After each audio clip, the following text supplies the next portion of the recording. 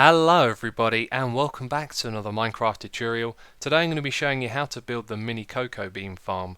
Now this is a compact little redstone machine that uses a dispenser and bone meal to grow the cocoa beans, and it harvests them with a piston as well.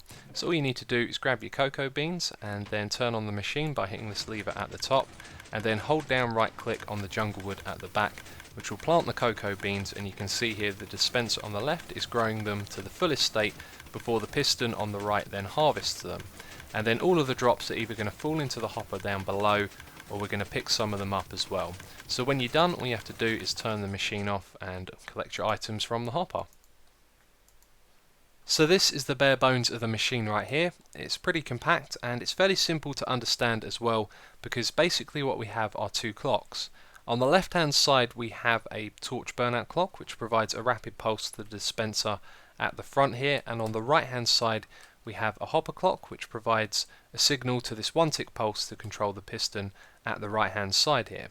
So this block right now is currently being powered by the lever, which means we are overriding both of the clocks. So when we unpower this, the torch burnout clock that we have here is going to turn on and power the piston at the front, and we're also going to turn off this repeater, which means we're going to unlock these hoppers at the back. So this item is then going to travel back and forth into either side, and when it goes into this one here, it's going to activate the comparator and provide a quick one tick pulse to the piston at the front, which then harvests the cocoa beans. So let me show you this in action.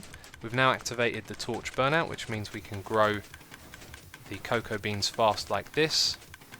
And you can see here, this clock right here is providing a one tick pulse at a regular interval to the piston on the right hand side to harvest.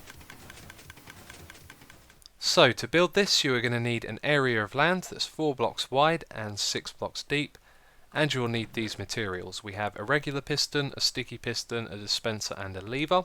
Then we have 4 hoppers, 3 redstone torch, 5 redstone, 2 redstone repeaters, a redstone comparator, 13 building blocks and 1 jungle wood block.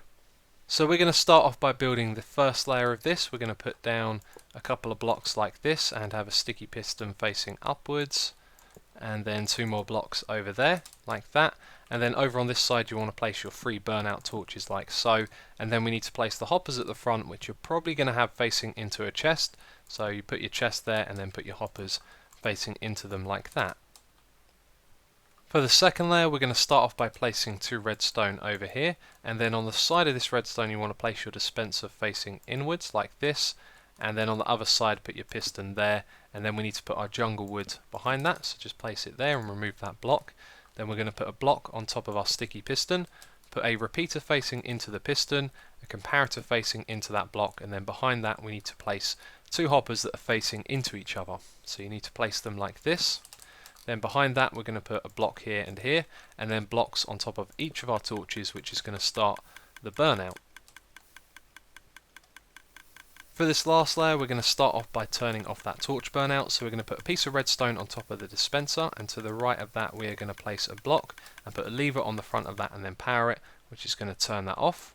Then we're going to place a redstone repeater here, a block behind it, and then 2 pieces of redstone. And so the last thing that you need to do now is place an item inside this hopper at the back here, and then fill your dispenser at the front up with bone meal, and then your farm is ready to go.